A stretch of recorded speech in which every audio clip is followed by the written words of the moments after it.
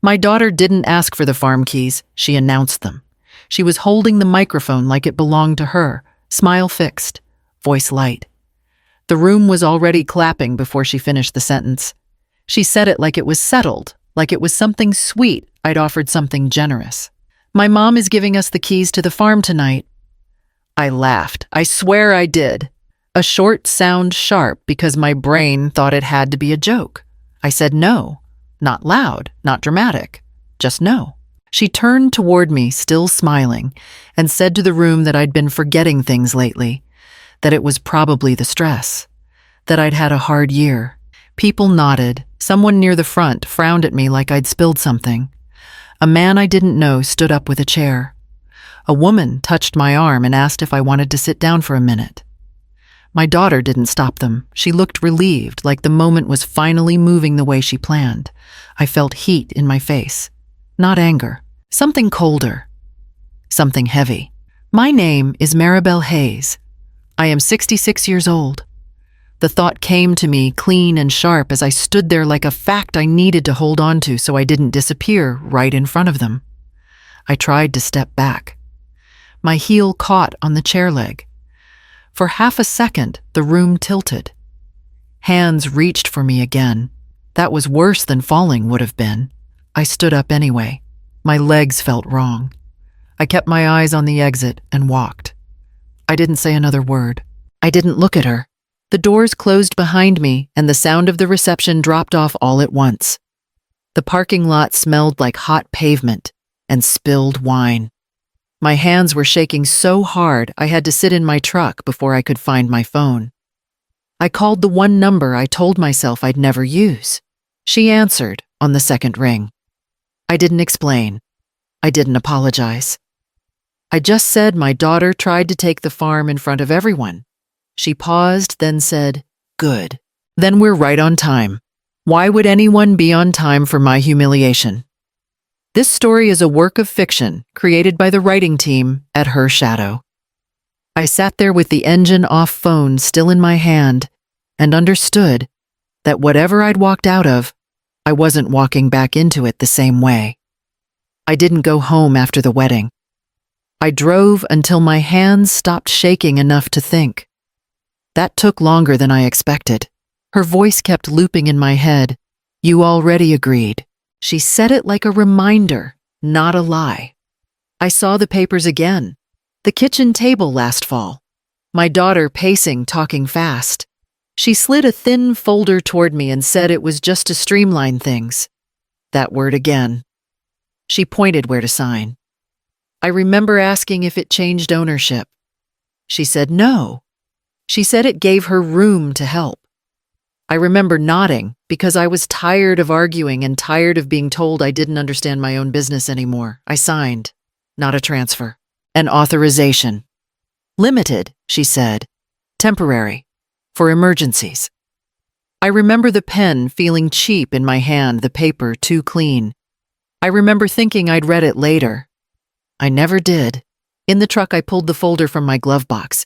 She'd put it there months ago, said I'd misplace it otherwise. I flipped to the page with my name. My signature looked steady. That surprised me. It didn't look like a mistake. It looked like consent. My phone buzzed. A text from her. "You embarrassed me." Nothing else. No apology. No question. I opened the document again and read the line that mattered.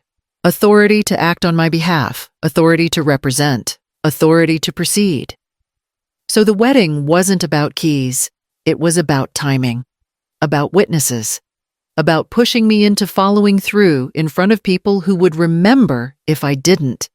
If she already had permission, why did she still need to make me small in front of everyone? The truck door slammed next to me.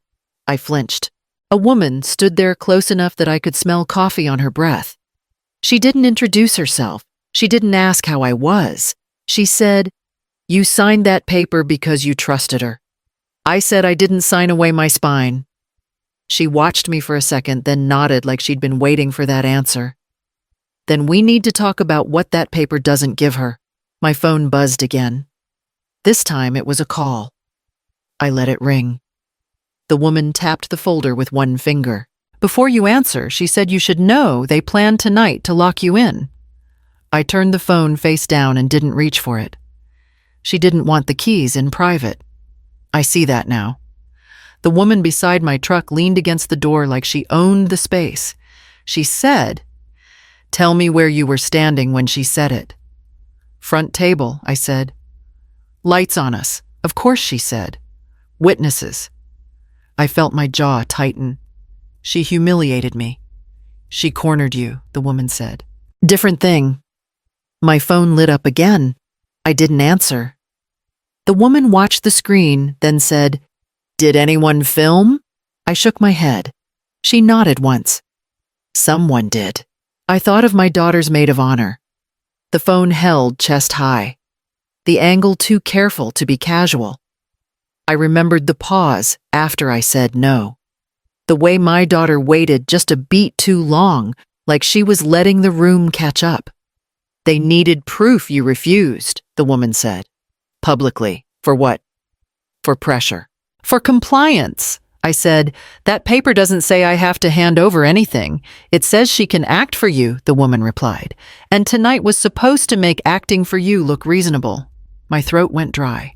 "So the chair, the arm, the whispers, all of it," she said.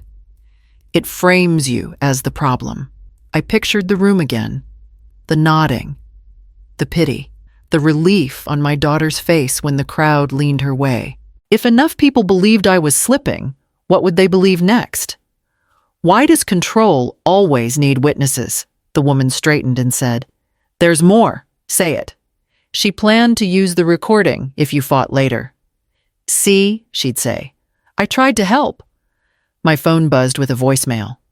I deleted it without listening. "She expected you to cave," the woman said. "Most people do. I didn't." "Not yet," she said. "That's why this gets ugly." I closed the folder and slid it back into the glove box. "What happens if I refuse after the show is over?" She looked at me like the answer mattered. "Then we stop playing in their light." She stepped back from the truck, already turning away. "Tomorrow," she said, "we make it so witnesses don't help her anymore." We met the next morning. No small talk. No coffee offers. She set a folder on the table and slid it toward me without opening it. "Say it," she said. "If my daughter controls the farm," I said, "it gets sold." There, out loud. My chest tightened when I said it like my body had been holding that sentence hostage for months. She didn't react. Just nodded. "How fast?" "Less than a year," I said. "Probably sooner, and she told you no." "She doesn't have to. I've heard the language. Loans, expansion, temporary changes." "Temporary always means permanent," the woman said. I tapped the edge of the folder. "She keeps saying it's about money." "It never is," she said. "Money's just the excuse." I leaned back, then forward again. "If I keep ownership, she keeps coming. If I fight her, she'll drag it out. I don't have the energy for that." "She's counting on that," the woman said. "Ownership gives her time. Transfer gives her control." "So ownership is safer," I said. She shook her head. "Ownership is slower. That's all." I felt something settle in my stomach. Not panic, clarity, the kind you don't ask for. The farm is the leverage, she said. Not the income, not the sentiment. And if I remove the leverage, then she has nothing to pull on. I stared at my hands. They looked older than they did last week. "What makes land more dangerous than money?" I said. "If I don't own it, she can't use it." "Correct." "And if no one in the family owns it?" She met my eyes. "Then no one can threaten you with it." My phone buzzed on the table, my daughter's name. I flipped it face down. "I didn't raise her to do this," I said. The woman didn't argue. "You raised her to win." I exhaled through my nose. "What's the fastest way to make sure she never gets her hands on it?" She opened the folder. Papers inside. "Already prepared. You sign," she said. "Tonight." The room was quiet in the way that makes decisions louder. She set the papers between us. No speeches. No softening. Just a pen placed exactly where my name was printed. I picked it up and felt the weight of it settle into my hand. Not heavy. Certain. This removes it from family control, she said. For good, I said. Yes, she said. Permanent. I read the lines that mattered. No sale. No development. No reversal. No exceptions carved out for love or emergencies or promises made at weddings. The trust took ownership immediately. Tonight, not pending, not conditional. My phone buzzed. I didn't look. If I don't do this, I said, she keeps pulling. She already is, she said. This stops it. I signed the first page. The pen didn't shake. That surprised me. I signed the second, then the third. Each stroke felt like a door closing somewhere behind me. I waited for panic. It didn't show. Once this is filed, she said, there's no path back. I know, I said. That's the point. She slid the last page forward. Say it out loud. I'm not giving it to her, I said. I'm giving it away. I paused, pen hovering, and a thought cut through the calm. What if the only winning move is making sure no one can ever use you again? I signed. She took the papers and stood. It's done, she said, effective immediately. My phone buzzed again, then again. I flipped it face down and felt a strange relief, like the noise had finally lost its teeth.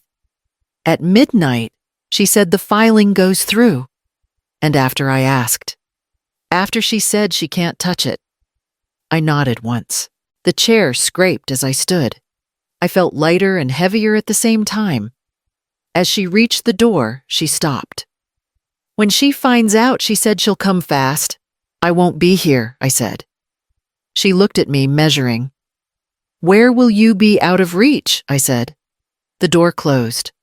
My phone lit up again on the table, bright and insistent, and I let it ring. I woke up to my phone vibrating itself off the table. I didn't answer it. I watched the screen light up, go dark, light up again. Her name. Then a number I didn't recognize. Then her name again. I turned the phone face down and let it keep buzzing. An hour later, it stopped. That's when I knew something had shifted. The woman from the night before called instead. She didn't start with you, she said. Of course not, I said. She started with the people who matter to her, she replied. I didn't ask who. She didn't need to explain. Another call came in on her end. She muted me. I waited. When she came back, her voice had changed. Sharper. They pulled out. Who did everyone who needed the land clean? I leaned back in the chair and felt my shoulders drop. I hadn't noticed how high they'd been. She can't use the farm anymore, the woman said. Not as collateral, not as a promise, not even as a story. So what happens now? She panics. My phone started again. This time it wasn't my daughter. It was a man whose voice I'd heard once at dinner months ago. He didn't say my name. He said, "We need to talk." I said no. The line went quiet before he hung up. She's calling her husband next, the woman said. That won't help, I said. No, she agreed. His position depended on the deal. I stared at the wall, counting the rings as my phone kept lighting up. I didn't feel triumphant. I felt alert, awake in a way I hadn't been in years. How fast does power turn into panic? The calls turned into messages. The messages turned sharp, then desperate. Finally, my daughter's name came up again. I let it ring until it stopped. A second later, a text appeared. We need to fix this. Now. I stood up and picked up my keys. Whatever came next wasn't going to stay on the phone. She didn't knock. She pushed the door open like she still had the right. You destroyed everything, she said. No hello. No hesitation. Her voice was tight, controlled the way it gets when she's trying not to show fear. They pulled the funding. The partners walked. Do you have any idea what you did? I said. Sit down. She didn't. This was supposed to be temporary, she said. You always panic and then calm down. You always do. I leaned against the counter. Not this time. She laughed once. Sharp. You're doing this to punish me. No, I said. I'm doing this because you don't stop. She stepped closer.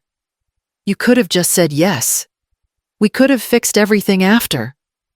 That was never the plan, I said. Her face changed. The anger cracked. Something raw slipped through. I didn't think you'd actually do it, she said. The words came out small, almost surprised. That landed harder than the yelling. You stood there at my wedding, she said, and you embarrassed me. You did that yourself, I said. You let people think I was a monster. You let people think I was losing my mind, I said. She opened her mouth, closed it, then tried again. You're my mother. I know, I said. That's why this hurts. She dropped into the chair. Finally, hands shaking now. You didn't have to take it this far. I did, I said. Because you don't hear me unless there's nothing left to grab. She looked up at me, eyes wet, but still sharp. So that's it. You're done. I felt the pull then. Years of smoothing things over. Years of silence dressed up as peace. If love requires obedience, what was it ever worth? I'm done holding things together for you, I said. You can be angry. You can blame me. But you don't get to use me anymore. She stood so fast the chair tipped. You'll regret this, she said. Maybe I said. But not today. She walked out without looking back. The door didn't slam. It clicked shut, precise and final, and I stayed where I was, waiting for whatever came next. My sister called first. She didn't ask how I was. You didn't have to go nuclear, she said. I didn't, I said. You humiliated her, she said. She's your daughter, I said. She humiliated me first. That's different, she said quick. She was under pressure. Pressure. That word again. At the market, a woman I've known for years leaned close and whispered, People are worried about you. I'm standing right here, I said. She smiled like I'd missed the point. A man from the Growers' Council stopped me by the truck. You should have kept it in the family, he said. I did, I said. He frowned. You know what I mean? Later, a cousin I barely speak to left a voicemail. He didn't use my name. He said, You overreacted. He said it like a diagnosis. I called the woman from the trust.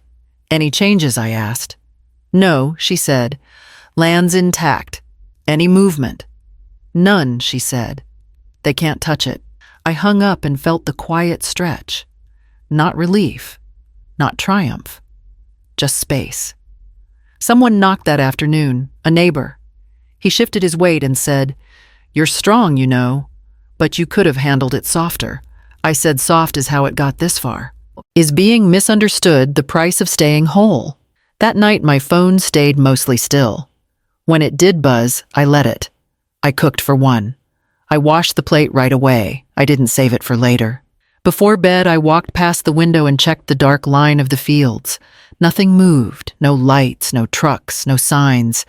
They were waiting for me to bend. I didn't. In the silence, something steadied, not comfort, readiness. I slept with the phone on the table and my keys by the door, knowing the next knock wouldn't be gentle. The noise dropped off faster than I expected.